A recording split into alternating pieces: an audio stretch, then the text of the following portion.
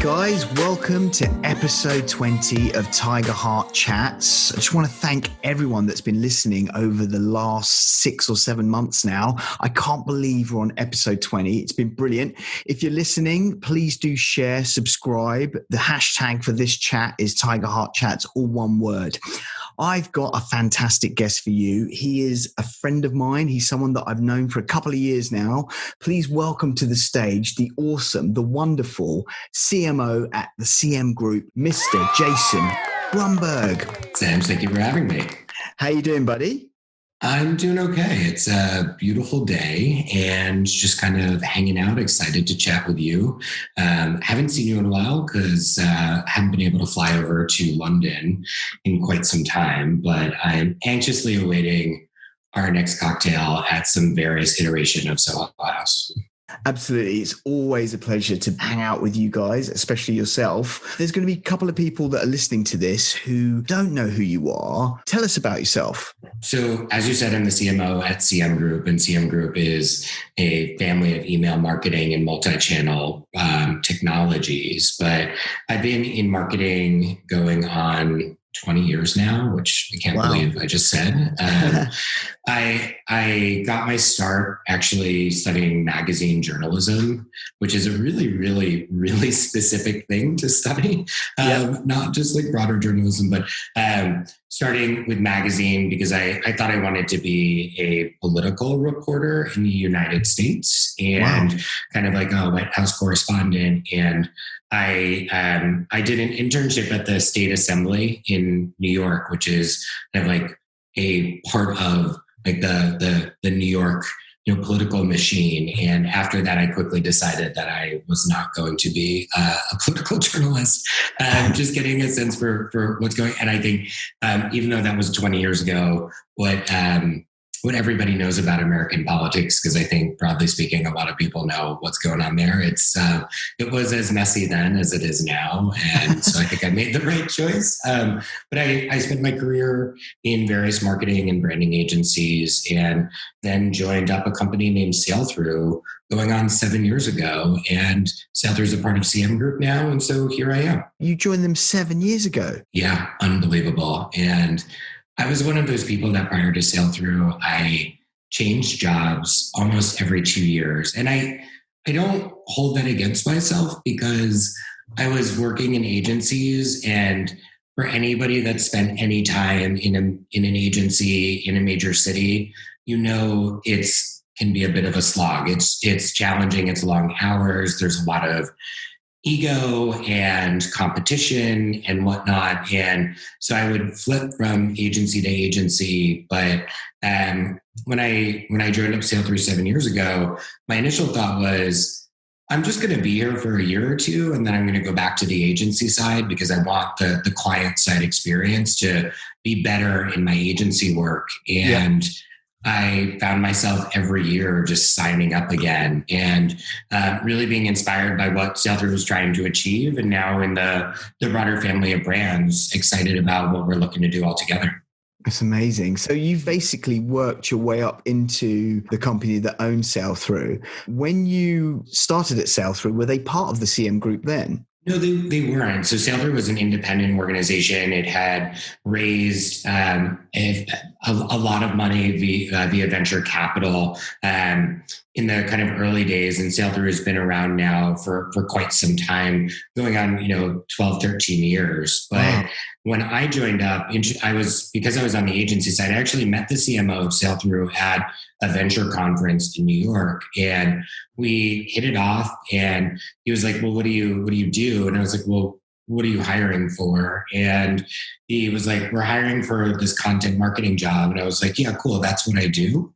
And somehow I ended up in the role, even though coming from the agency side, I wasn't like an in-house content marketer, but that was still kind of in the early days where people were still trying to figure out what content marketing really was and what it was capable of. And so giving like the agency skill set, was able to like morph myself into what I needed to be. And, like many earlier stage venture companies, there was turnover happening in the team and shifts happening in strategy. And as people in the marketing team would leave, like the first person who left was our director of PR, and everyone's like, what are we going to do? And I was like, yeah, sure, I'll take that.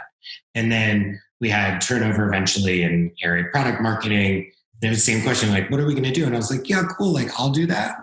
And then over time, I think one day somebody woke up and was like, so do you run marketing here? And I was like, yes, because I have just signed myself up for everybody's job who has left. And it organically happened. But what I love about the background that I was able to get on the agency side was that it was so widespread. It was major brand strategy type work for companies like Pfizer, and doing talent acquisition branding and employer branding in the US for Siemens, which is a global engineering firm, and then working at Nikon, doing product launch for Moet Hennessy and things along those lines. And it doesn't scream like, oh, this person should be in SaaS technology, but the variety of the background, I think, makes me the marketer that I am today, where it's a combination of performance and brand. And I've had great mentors from a leadership perspective that have taught me how to manage a team, and my team right now is pushing 100 people. And so it really is. And I try not to think about that right before I go to bed, because otherwise I don't know if I would ever sleep. But it was exciting to be a part of the Sail Through journey. And for those that aren't super familiar with Sail Through, it's known as this kind of next-gen player in email and multi-channel marketing. It focuses on personalization and bringing AI capabilities around predictive analytics to retailers and publishers. And that was a really exciting kind of vision that the organization had. But at some point, that vision was just, okay, we're trying to be taken seriously by the retailers and publishers that use the traditional marketing clouds like Salesforce and Oracle and Adobe. And actually, that was really inspiring for me throughout the whole time, just while it was Sail Through. And then 2 years ago, Sail Through got acquired by this company named CM Group, which is this family of products where it's Campaign Monitor and Emma and Sail Through, and a company named Future that's actually based in London, Live Clicker and Deliver. And most recently, we acquired Selligent Marketing Cloud, which is really, really well known in Europe and has been expanding into the United States. And so we have all of these products. We haven't put a lot of energy into the CM Group brand. That's starting to change. But what's been interesting is, while I was inspired by the vision at Sail Through, which was become that next enterprise technology, the vision at CM Group is what we're looking to do is actually fundamentally change the email and multi-channel market. And so that's like has exponentially greater impact potentially. And so I find I was doubtful after Sail Through was acquired, like, is this going to be a place for me? And I gave it the effort. I signed up that I was going to do the year and give it that time. And I found out pretty quickly that I've been more motivated and inspired by what we're trying to do at CM Group as a whole than I actually ever was with just Sail Through on its own. And that has been, I actually get emotional thinking about, I have this incredible opportunity to work at a company that has this momentum and this vision that, to me, you're lucky if it's a once in a career opportunity. And I feel very honored and privileged to be able to do what I do every day. And that's, I think, like, looking back, I don't know that, again, I would have ever said like this kid who was studying magazine journalism was going to end up working in this field and having this job. But again, like, it's a privilege to do what I get to do every day. It's a very interesting space that you're in, because email as a platform has been around for decades, but as a marketing opportunity, it's still in its infancy. And only from working with you and understanding what the CM Group does, I've been exposed to this data landscape that if a brand utilizes in the right way, it can really help them to connect with their customers in a really efficient way and ultimately help them get more sales. You guys particularly have helped a lot of customers engage with their customers. But particularly over COVID, you've seen a spike in that percentage of people that are utilizing your service. Can you elaborate on that? What is email multi-channel marketing and why is that useful right now? Yeah, so I'll start with, there's one of Sailthrough's customers, which is the Mail Online, which owns the Daily Mail and a number of other publications. There's a individual who works there whose name is JC Mighty. And I was talking to JC and one day and he just goes, email is Madonna. It's the Madonna of marketing channels. It is constantly reinventing itself, and all those little pop stars that come up and they leave, they flash out, they have a time bound career, but email has evolved so much since it was first created. And it really, there is, when people say email, it's kind of sometimes it has that connotation of this thing that's just been around for so long, but there's a reason why it has, right? It works. And so what I think has been really interesting about the COVID response is that so many organizations are now saying, okay, what do we have that really works and what can we rely on versus what are we just experimenting with? And how do we pay attention to these already performant channels and make them even more performant? Because spending energy and time and money in a lot of experiments, and experimentation is always critical. I'm not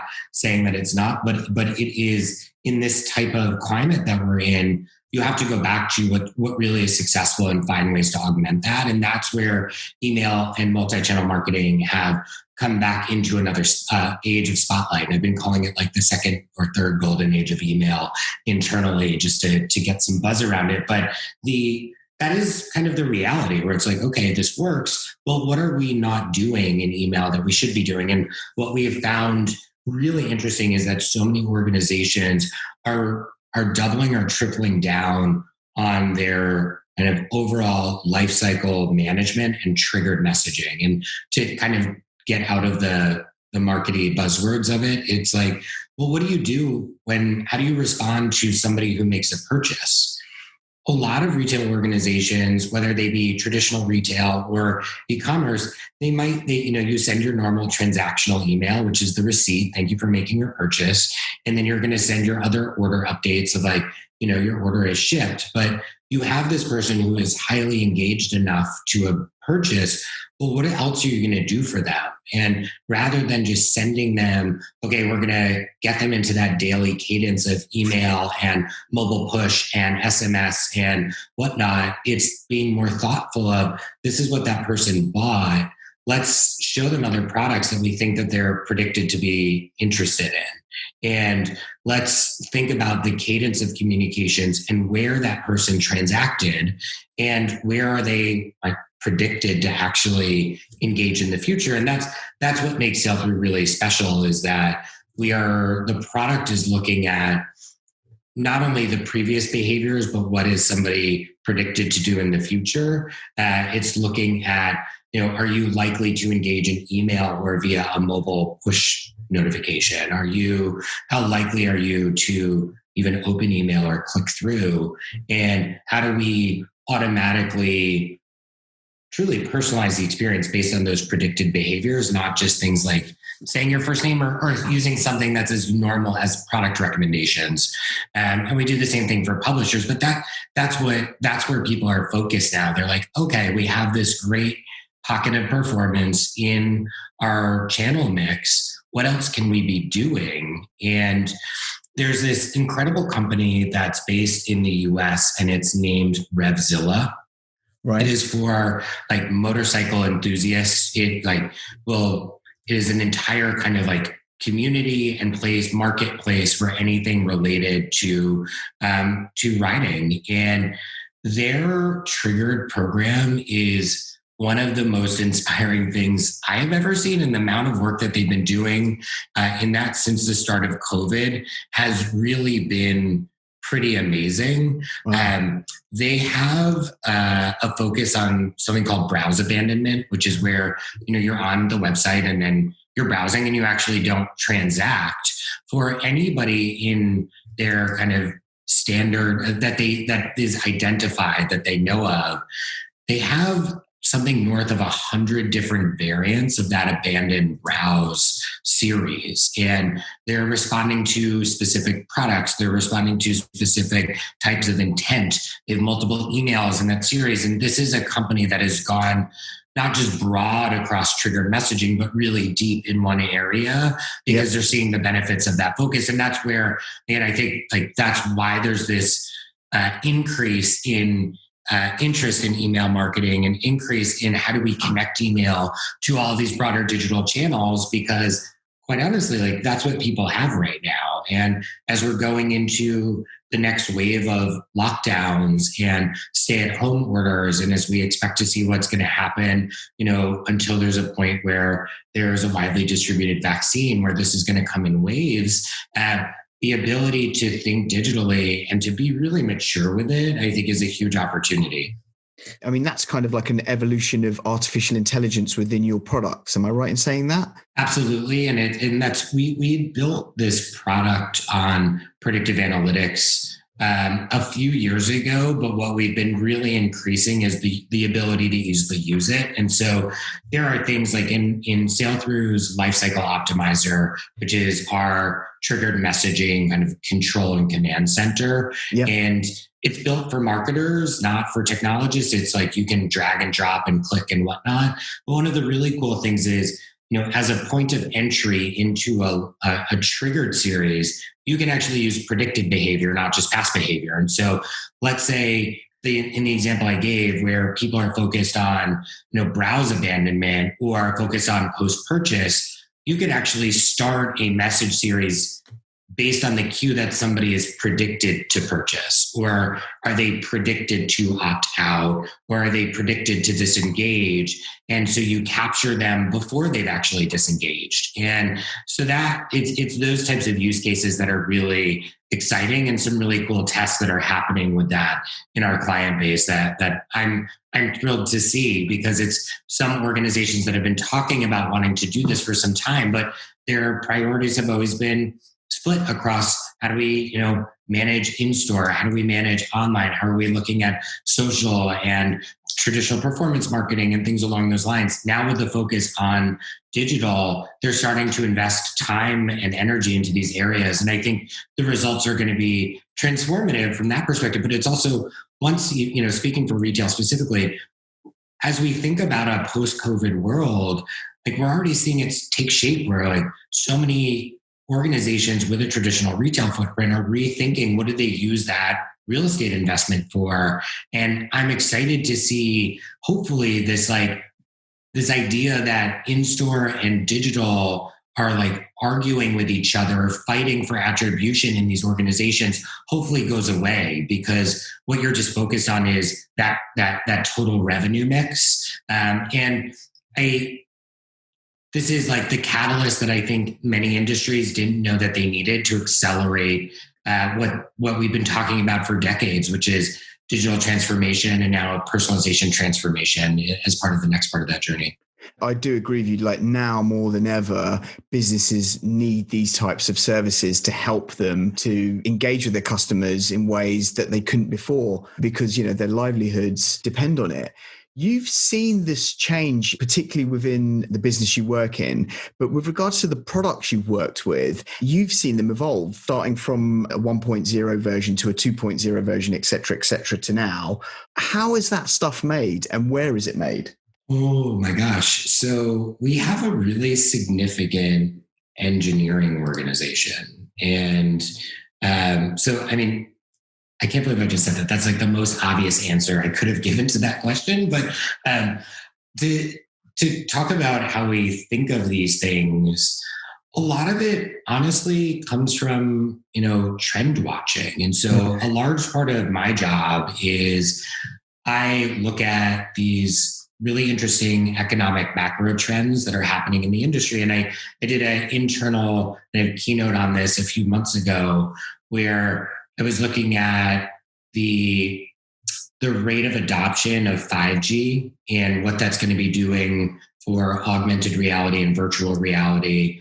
Also looking at how global resources are changing and basic things like food and water and like supply and demand around those vis-a-vis climate change. Yeah. And looking at the idea of what's happening with the ongoing growth of megacities. And while people have been talking about like, oh, well, because of COVID, people are leaving cities.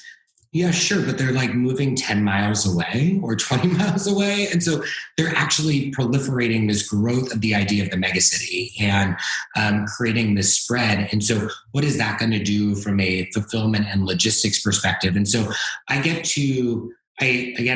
the privilege and the honor of being in this position where I get to spend time talking to analysts and economists and looking at things that are going on in the broader world, and starting to then have conversations with our customers about how is that going to impact them in the future? And then how do we walk that into where is our product going? And what are the things that we're doing today that are going to allow for that in the future? Because when you even think about travel and entertainment and hospitality and retail and media and all of those industries that are so CRM rich and use organizations like Sailthrough and Selligent and everybody else in our family of brands, we want to be thinking ahead of where they are, of how do we think the retail buying experience is going to be shifted based on augmented reality or virtual reality. And we see areas of that kind of being tested today, but it's the buzz type stuff that's being tested, not,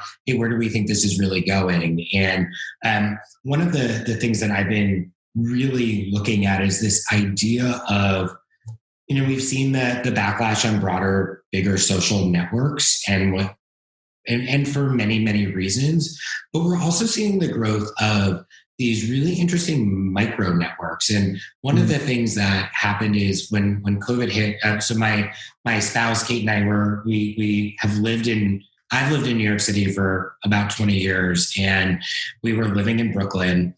And we made the decision to leave. We actually moved to another city named Raleigh, which is in North Carolina, a little bit south in the US. And it's has some really fun Brooklyn vibes to it, but is definitively not Brooklyn. Not being in New York, I actually started road cycling. And I downloaded this app named Strava, and I've actually met other people through it, and now have this group that I go biking with on Sundays that I met through this community. And it really solidified this idea that people are starting to move from these really broad kind of polished presentation on social networks to these micro networks that meet a really specific need. And as we think about the idea of the growth of cities, and we think about what retail and travel and all how these industries are evolving, I actually think that a lot of the brands that we interact with today are great places where we're going to see communities develop around. And I think UGC was actually the first phase of that. And as you see a lot of even mass market retailers developing resale programs, well, there's community that's just waiting to come from that I think is really fascinating. And so what we're thinking about is, well, what role does email and all these other channels have in that? We're years away from having anything like real on that, because that shift is going to take a very long time to happen in the broader population. But that's where we come up with these things. We're not just, hey, wouldn't this be cool? We're actually thinking about how is the world changing around us, and how can we improve our clients' revenue and their preparedness for that as we're moving forward. And so just with regards to that type of mindset, you guys research as much as you can, you strategize, and then just with regards to the actual digital build of these products, are they built in your New York office or are they built in other parts of the world? Like, where are they built? Yeah, so we are pretty global in nature. We have over 1,000 people who are employed at CM Group, and we have engineering teams that, yes, are in New York, but also in Wellington, New Zealand, and Wow. we have teams in Uruguay. We have teams in Belgium. We have engineers that are really in many, many places because we look for areas of talent that are emerging for many different reasons. And I think what's that allowed us to do also is really think about how do we get our technology teams to be really close to the buyers that we're selling to and to our customers. And so even internally, we have this idea of like an adopt a customer program, which sounds wrong now that I say it because we're not. But anyway, it's making sure that the people who are writing code are actually talking to our customers, not just hearing about what customers say through our customer success management team or through the executive team. And that has made a really big difference in actually how we build things and how things are designed. And that's pretty basic when you hear it, but there are many, many technology companies that you would go to, or if you asked an engineer, when's the last time you talked to a customer, they would stare at you blankly, maybe outside of the CTO or the VP of engineering. And that makes a really big difference for us. And so having engineers globally and technical talent globally, and I also forgot we have a very large office in Sydney as well, which is a really, really fun team. So yeah, I'm very global in nature in that regard. You're totally right. There's so many tech companies that have a great idea, but they fail like super hard because they're not customer centric at all and they haven't tested the system. I think just from my experience working at agencies, just had lots of issues with things that you're trying to produce that haven't been tested on the market before they go to market. So it's a very important aspect. I mean, I love the fact that you've got people all over the world that are kind of pooling into this fantastic entity that you're creating and utilizing. Just with regards to branding, planning, and strategy, that's a part of what you're focusing on at CM Group. What is it that gets you excited about brand planning and strategy? So it's chess, right? Like you are looking at how the market is shifting economically. You're looking at what the competitive dynamics are.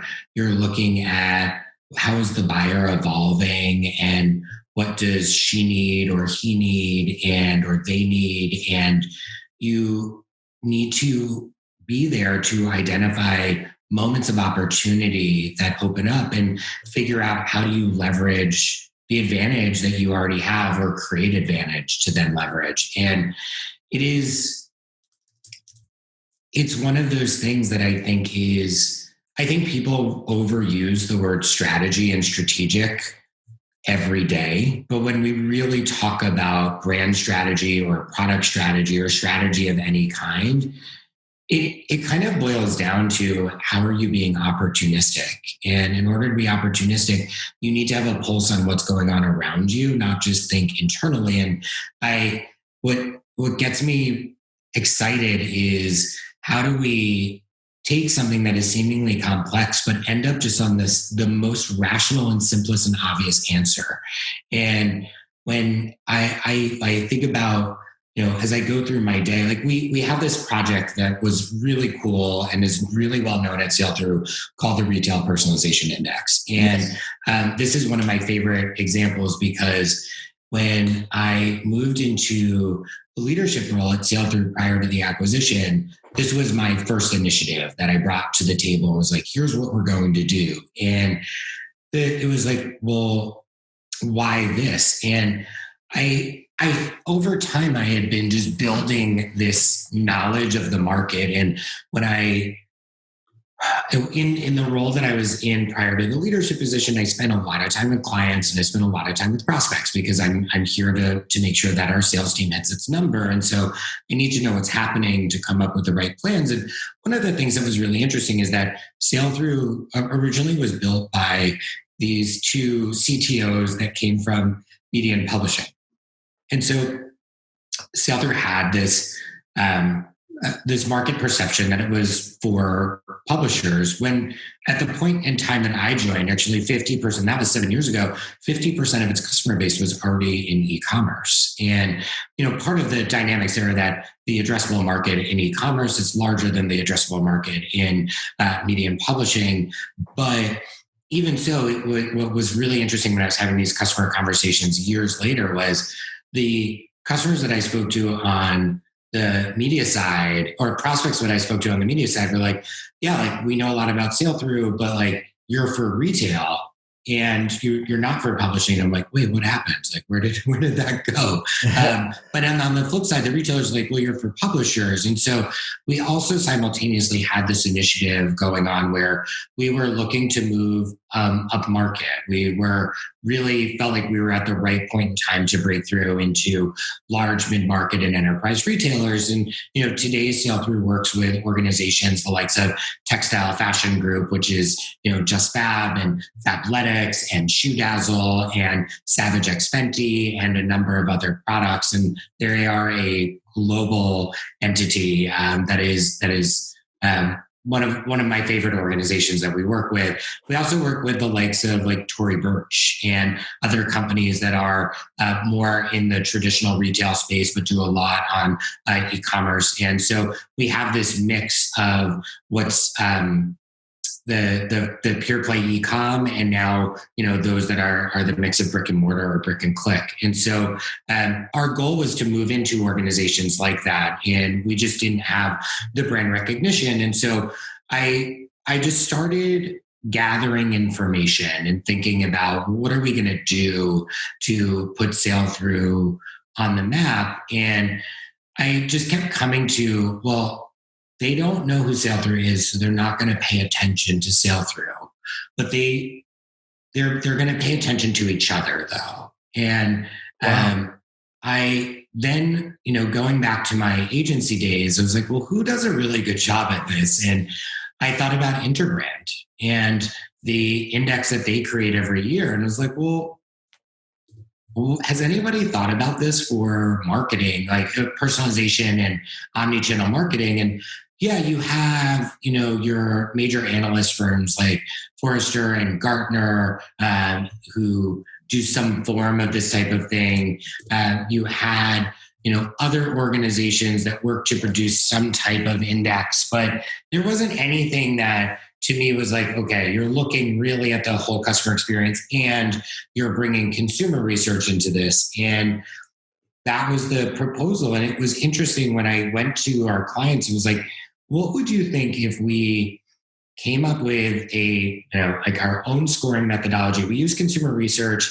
We're going to ask consumers questions like, how relevant did they find the experience, or how likely are they to purchase again from you in the next 6 months? And how likely are you to recommend you to a friend? And then we're going to use regression analysis against all of these attributes of the customer experience. Like, do you send a welcome email or a welcome series? And that way we get a proprietary scoring methodology that's refreshed every year. And then we're going to evaluate what you do and tell you what your opportunities are and how you score against other people that are your direct competitors. It was like 10 out of 10 saying, please do this, please do this. And so that when you look at the personalization index, it's a pretty simple concept. But what was amazing is we launched it. And I remember we got a call from the CEO's office at this insanely large global retail organization, who actually called our support line, his team did, and was like, hey, we saw the personalization index and we want to have a meeting. And those moments where you're like, what?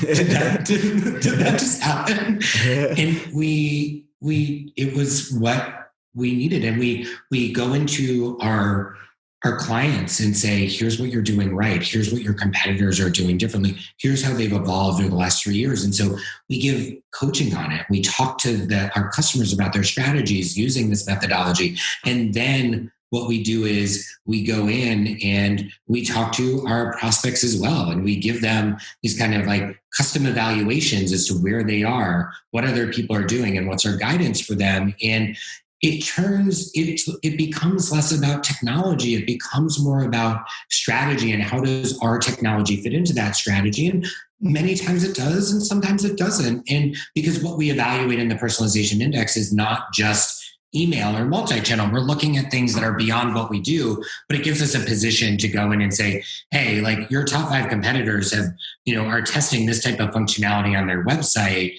Do you have plans for that? And is there a way that we can connect into that? And so it's that from a strategy perspective that lined up, right? Like we created our own window of opportunity. We did something that nobody else was doing.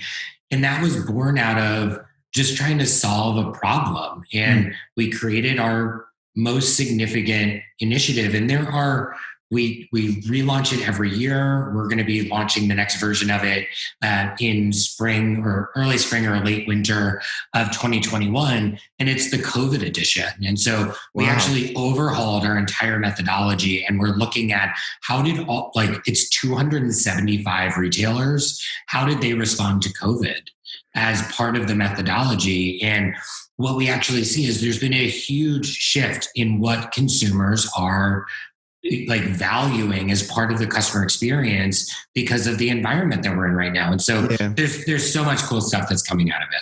I mean, that's amazing. And it touches on what you highlighted earlier about creating your own opportunities or looking for where that opportunity is, stirring the pot, and then starting to find new avenues and opportunities for businesses to see the value of what you bring to them, which is very, very important advice for anyone, I think. Yeah. And again, like it goes back to what you said, like what gets me excited about brand planning and strategy, it's these moments. And they don't happen all the time. This is long work, not short work. But if you take the time to keep a pulse and you take the time to ask the big questions, then you can get yourself into this line of thinking. And that's the kind of stuff that in a good way keeps me up at night, like staring at the ceiling, trying to solve the problem. Like it's, the Queen's Gambit, and which if you haven't started watching that show, you absolutely need to. It's fantastic. Oh, we loved it. My wife and I. It was incredible. And I didn't know it wasn't a true story. I'm not through it yet. I'm on episode 4, and I've kept asking myself, like, this didn't really happen, did it? I don't think it did. And of course I could just Google that, but I didn't. And thank you for telling me, though, that it is. I'm so sorry. It's an amazing show. Those of you listening to it, it's on Netflix. Check it out. Really, really amazing performances. And also it kind of whisks you into the atmosphere of an era that is quite interesting. Also, you touched on how finding solutions to these problems is kind of like chess. And that show particularly, even though it focuses on chess, it touches on that wonderful nature of using your mind to overcome things, which I felt they delivered really well. Completely agree. And that's like, I go back to even my education and studying magazine journalism, which again feels like super left of center for what I do today. But so I went to Syracuse University, and they have a school called the Newhouse School, which is really well known for journalism. And when I look back on that education, what I realize is I learned how to think and not just how to do something. And it was, when I think about planning and strategy, it's the same idea as journalism in some ways, where you have an audience and you are responsible for communicating important information to that audience. And that requires that you take an insane amount of information and identify what's important out of that and how do you prioritize that? And then how do you communicate that in a way that's going to inform this audience or change their behavior depending on what type of publication you work for. And that when you boil down what I do today, it's still the same thing. And I learned those skills at at Syracuse, and I've carried them with me my entire career in marketing. And while all of my friends from university who are still in journalism say that I moved over to the dark side real quick post graduation, I counter with, but we still think the same way. You touched on this briefly when you were talking about the cycling that you're doing at the moment. COVID's affected everyone all over the world with things like lockdowns, with how we do our day to day. How has COVID affected you as a professional? I think it's so hard to delineate between like personal and professional. I personally have been. I have a daughter that's almost 2.5 years old, and the ability for me to work from home and to have her come into my office and just sit in a chair and say hi, and for me to go up video and sit next to her in the other chair and just spend that time together, even though I'm working, has been amazing, because I think there's going to be impact on so many people, like socially and emotionally and mentally, that will take so long to recover from because of how our lives have changed. But when I think about, my daughter isn't being, socialized in the normal way that you would expect a child at 2.5 to be, the time that we have as a family has been incredible, and how that lends itself into my work professionally. It's been there. Like I'm thinking about our brands differently and what we help people accomplish. And there was a moment where I knew we had something special at Sail Through, where one of our clients said, when I switched to Sail Through, I stopped working on Sunday. Because in our old system, I worked every weekend to get like the nuts and bolts work done. And now I have my weekend back. And that, wow. Technology is not a functional purchase. It's an emotional buy. Like, you have to believe that this product and this product is going to solve your challenges, and that the company that is behind that product is going to be there for you as a resource and as a team. And like, it's those moments where like I signed up to work at the right company, because we do that. And we have clients that have been with us for like almost 15 years at this point, which is amazing. Wow. But as we got into COVID, when I started really thinking about like, well, what does our brand mean today? And as we think about even the broader societal conversations that are happening, not just having to do with the pandemic, but having to do with race and equality and diversity and everything that's happening all at once, you have to take that look at, well, what do you stand for here? Mm-hmm. And how are you supportive of evolution? How are you supportive of people? And what we've been doing, we had that like initial, like everybody, like, oh, we have to pivot everything to, we can't go to these events anymore, and we need to do this and do that. And as we started thinking about what are even the events that we do,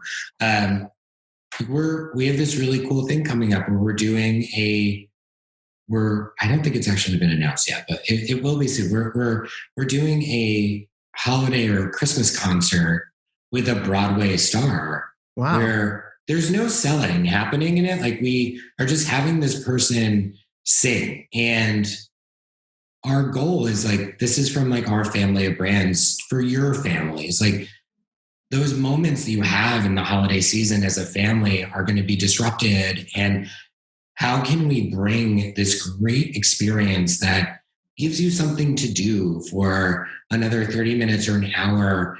And while Broadway's closed, also like, how are we supportive of artists and makers and creatives?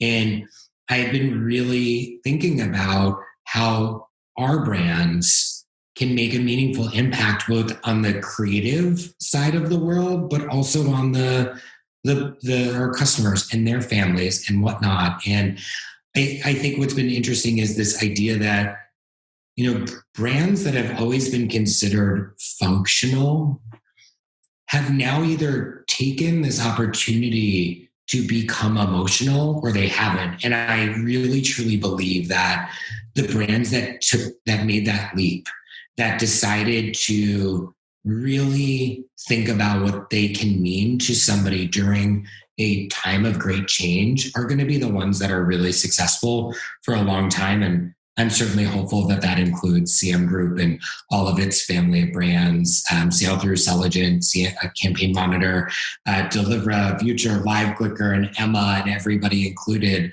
But that I think has been the pivot point for us. And just with regards to your business, so my assumption is your business has changed. I mean, it's still doing what it does, but it's had to kind of morph a little bit to accommodate the change that we're going through at the moment. Yeah, I mean, we, from a people perspective, right? Like everyone's working from home. From a product and customer engagement perspective, that it's changed, but hasn't really. We still connect with all of our customers, and we do what we do on a day-to-day basis. I think as far as a product, what's been interesting is our usage has gone up tremendously. And for us, it's really been a focus on just making sure that we're there as our customers need us. One of the really fun things that we've done is we actually hire former clients who are executive level to come in and help us develop content and do other strategies. And we have somebody who joined us in a consulting capacity about 6 or 8 months ago, and she helped us develop a piece of content. I'm like, I think it's 10 or 13 tactics to test right now, like business not as usual in a pandemic. Here are things that you should be testing. And this was we had in the first 3 weeks, something like 6,000 downloads of this content. And it was, and that, I mean, that's a lot. And it's for us at our scale. And it was really because we were thinking about what do people want to hear right now, or what help are people looking for? And again, thinking about our brand and what we do from how can we meet somebody's needs right now, not how do we sell to them, because that's not what anybody's looking for. You're looking for not that another knock on the door of hey, just bumping this up in your inbox, because that's maddening. That's one thing that a lot of people definitely need less of is annoyance of comms. And that's where the companies that get it right are the ones that really, truly understand how to kind of utilize communication in the right way so that they're having a conversation, as you say, or giving value back, or just listening even. I totally agree. We're coming towards the end of this fantastic discussion, and it's been brilliant. But there's a couple more questions I wanted to ask you. First one, what advice would you give your younger self once you left university?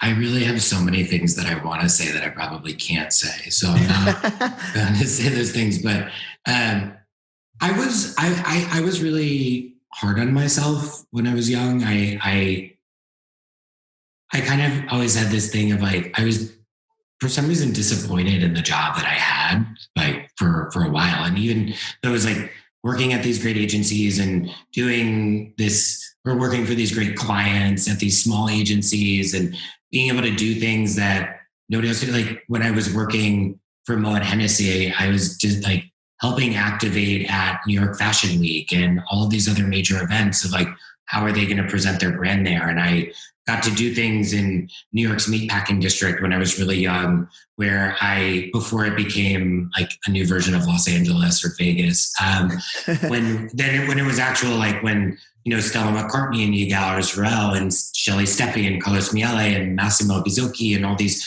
incredible designers and galleries, and it was this hotbed of creativity. I built these great relationships with people in all of those locations. And so when we were launching, Moet Hennessy wanted to do something around one of their Moet and Chandon marks, which is called Nectar.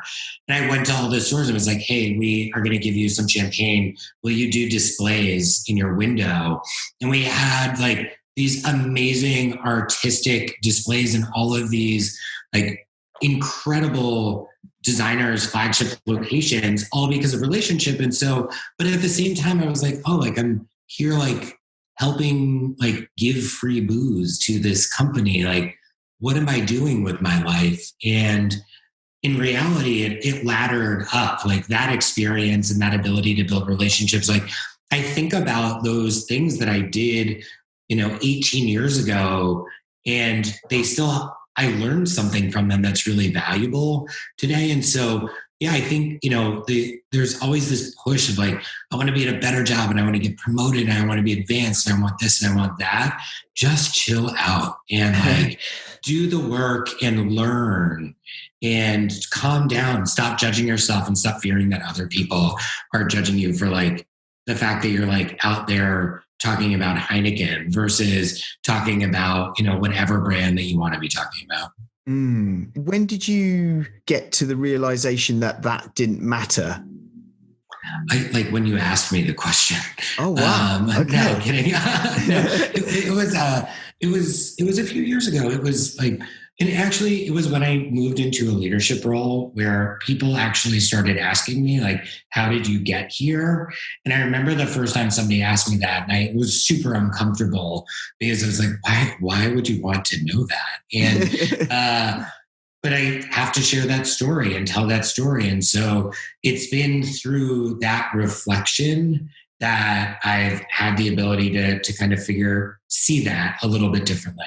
I mean, it's very important advice. I remember being a lot younger than I am now, and you do kind of procrastinate too much on that success without actually truly understanding that the only way you're going to get to that success or whatever that success is to you is through just getting on with it and moving forward. And as you say, learning, do the work and learn. Yeah. Well, when did you realize that? Like when did you have that revelation? So, similar to you, like a couple of years ago, when I was younger, I always felt that I was never good enough. And it wasn't until, I don't know, a few years ago that I realized that I was always good enough. I just wasn't on that right step at that moment. And that's fine. I think your advice is, of just chilling out is so important to a lot of young people who are starting out because it just drives you insane.